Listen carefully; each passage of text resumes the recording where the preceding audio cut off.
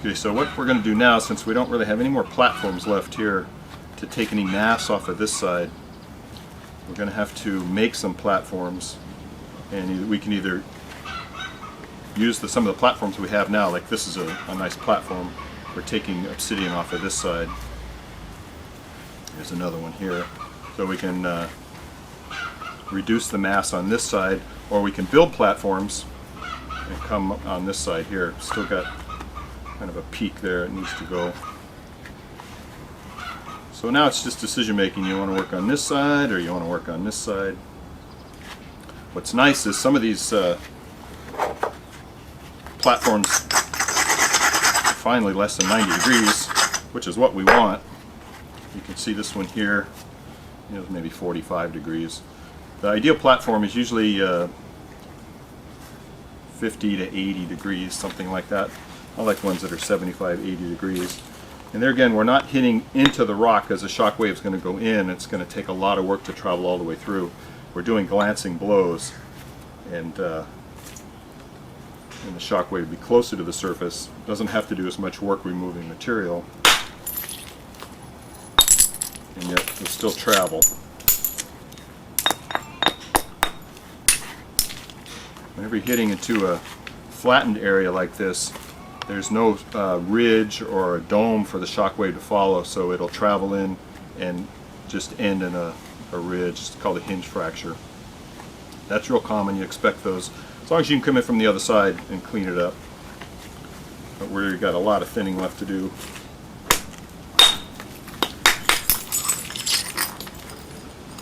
Let's do that one a little further in.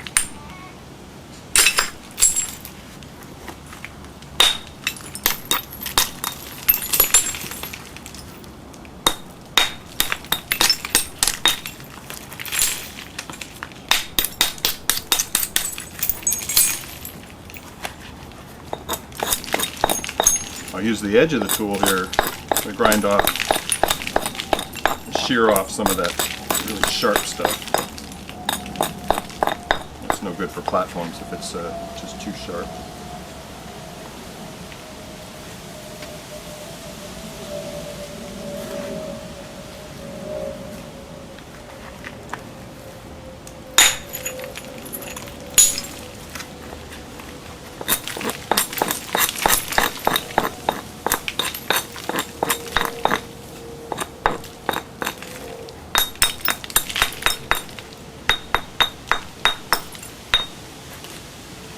Knock that piece off here to lower this platform, so it's, if my hands are on either side of the rock, this platform now is below the center line of the mass, and so we can hit it on that nice platform, drive the shock wave down this ridge here, take off some of the mass on the top. We'll grind this, take off any edges, blunt the platform a little bit. It'll take a little better shock wave that way. With obsidian, you want to support it really well. Put some on my leg, some in my hand, try to have it wrapped around, and push it into my leg.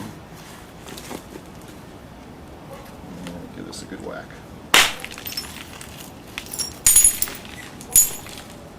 Another one. That one crushed. That's what a platform sounds like when it's crushing. Doesn't have that nice sharp wrap to it.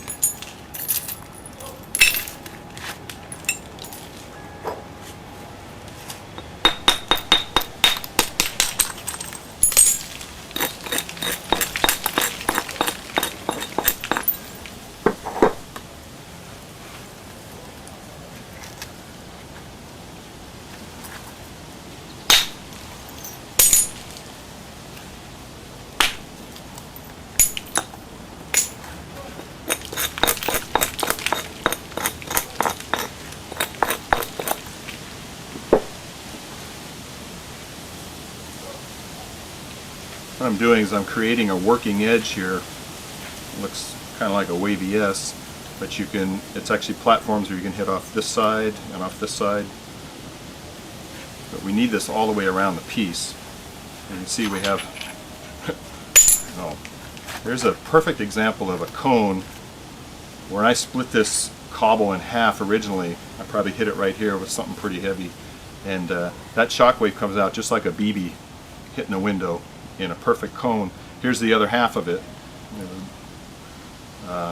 And so these cones are dangerous. They tend to be kind of fractured and a real problem, because when you hit it hard with a hard hammer stone, it shatters a lot of obsidian, but it comes out in that perfect cone. So we're going to lose a little length because that is right there, but we want to work through that area.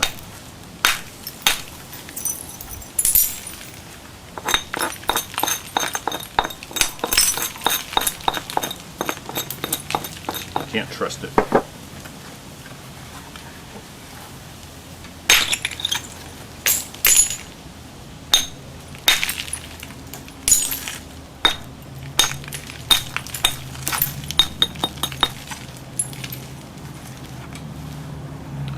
Okay, so before that popped off, I was talking about some of the square edges, like right here. Instead of having this nice working edge where we can create platforms, as you get this thinned out, you'll still have some of these square edges, or this one here, some of them are sloped, and still got this peak to deal with here, so that's some of the remaining problems. And it's still pretty fat for being that wide, so we need to also try to focus on thinning this out while taking these square edges and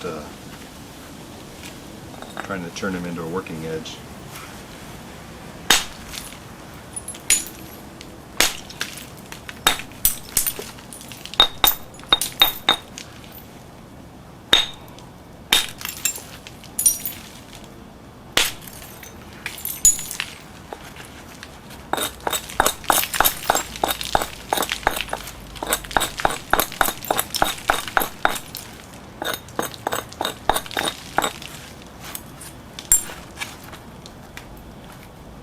One way you can work on these is you do alternate flaking. You hit it on one side, flip it over, it creates a little platform in there. Kind of harden it a little bit. And then hit on the other side.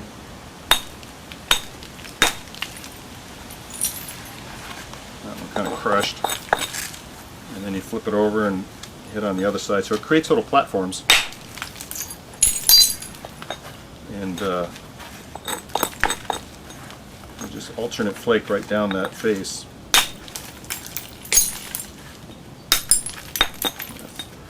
Crushing a little bit. And then, so you see you've gotten into a more of a working edge that we can make platforms out of.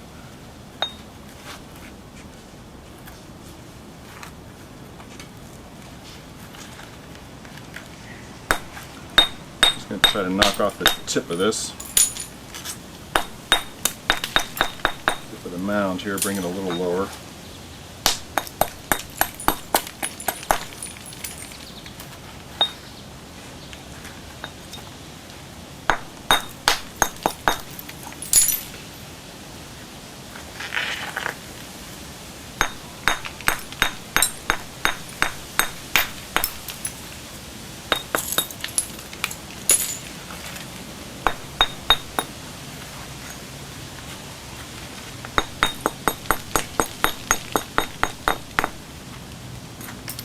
Okay, so now this side still fairly flat, and a high spot here.